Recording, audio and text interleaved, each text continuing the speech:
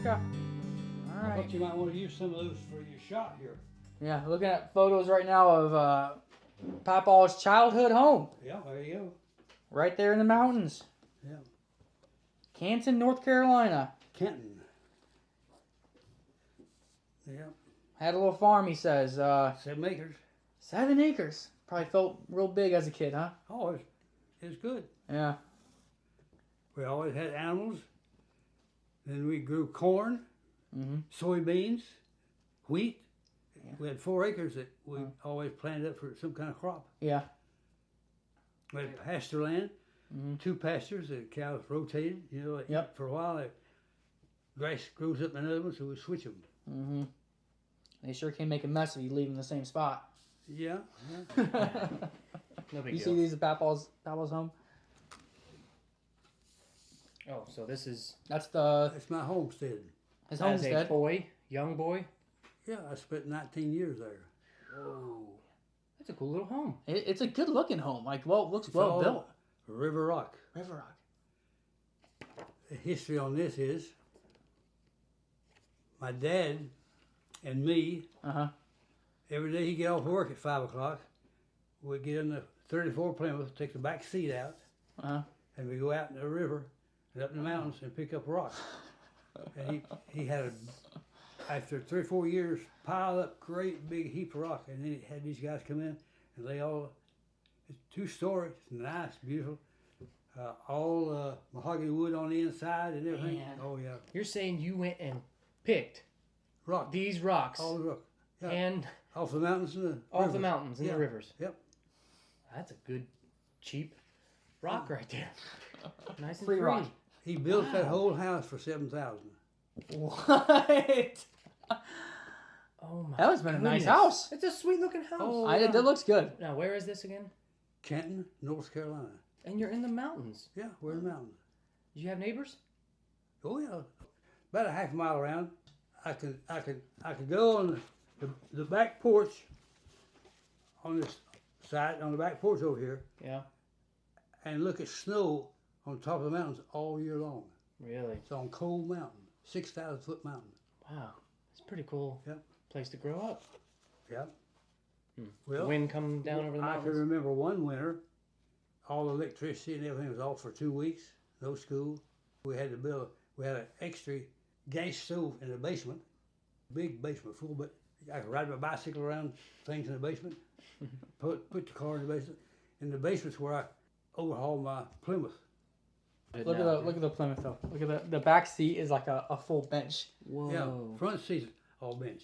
Front seat was all bench too. Yeah, you put 4 people in the front seat. That looks awesome. That looks super comfy. That's cool. You fit more people in like that. You didn't have such thing as a harness to Yeah. sit you in. Yeah. You just slide in and slide with everybody But else. they couldn't go that fast either though. Who needs safety? Oh, that there, Yeah. I souped him up. We do around 100. You were out on it. Yeah. Souped up. Yep. Man. Were you always tinkering on cars like that? Mechanicking? When I was a kid in the basement, I'd repair bicycles, take them apart, put them back together. My mom get aggravated at me. Dad just laugh at it. See, the Lord gave me a mechanical ability. It's called hillbilly ingenuity. And one time Dad came in and it poured down rain. And he gets off the bus. Sometimes he rode the bus to work, which is about 4 miles, the Champion Paper and Fiber Company. And he put this big alarm clock. Set it in the bench down in the basement for a long time, maybe a year or so. And when it poured down the rain or it snowed all the time, I found something to do. So I go down the basement and I'd find something to work on, fix it. I seen that clock went down. I said, "Well, what's the matter with this thing?" So I cranked it up, wouldn't work. So I started getting my tools. I took it all apart, laid it all here and there. And this is the first time I ever worked on a clock. And I looked at it and I said, looks all there to me. So I put it all back together, squirt a little oil in it, cranked it up. Worked great. Just need some oil in that clock. Yeah. And so I sit there at the bench, run it for a while. Dad said, Did you get that thing running? Oh yeah, it runs fine. Well, how about that? And How old were you when you did that? I don't know, 7 or 8.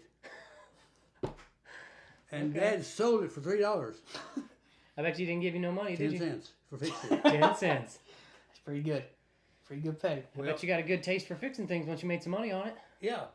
Well, later on, I was going through the bench there, and I said, you know, I've got 3 or 4 extra pieces here. I never could figure out where they went.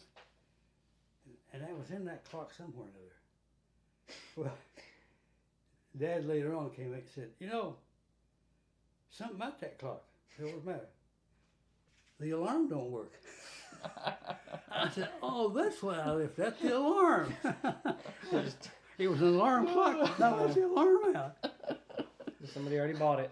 Yeah, Good. yeah. Oh, So- man. As a kid, I used to experience a lot of things like that, working around the house Mm-hmm. and working on this. And the old 34 Plymouth, and basically we had 2 by 12 rafters to hold the floor up. Mm-hmm. So I drilled holes in the rafters and put chain hoist around that Mm-hmm. and lifted the engine out and rebuilt the whole engine. Wow. And reboard, new pistons, rings, the whole kit and caboodle. And put her back together, and it wouldn't start. I said, no, it's all wire, you know, it works good. Crank it, and a big ball of fire came out of the carburetor. Boom. I had a buddy that was helping me. He said, I know a guy that works on these things all the time. We get a hold of him. Yeah, bring it to me. So we towed it up to his shop. He looked at it, pretty soon he started laughing. I said, what's so funny? He said, you made a minor mistake. What was that? I had the distributor 80 degrees out. Yeah. Undone the bolt, took it out, turned it around, Yeah. stick it back in, tied it down. He said, now crank it. Took right off. I drove that thing to college, blowed up going to college. Then my brother had to fix it. Vehicles weren't very reliable back in the day, were they?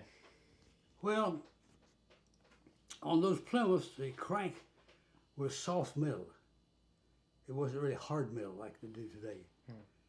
And so when I got it going real fast, it got hot, overheated. It melted and came loose. You're going too fast. Going too fast. Yeah. Oh, my goodness. I was going to ask you what it was like. Okay, so what year were you born? 35. 35. I was going to ask you what it was like. 1935, not 1835. Oh, yeah, oh, yeah. Growing up in the 40s. What was the 40s like? 35 and 40s. Well, that's when I did all those things at home. I stayed home. I didn't go to school until I was 6. Okay. They started at 6. There was no such thing as kindergarten. Mm-hmm.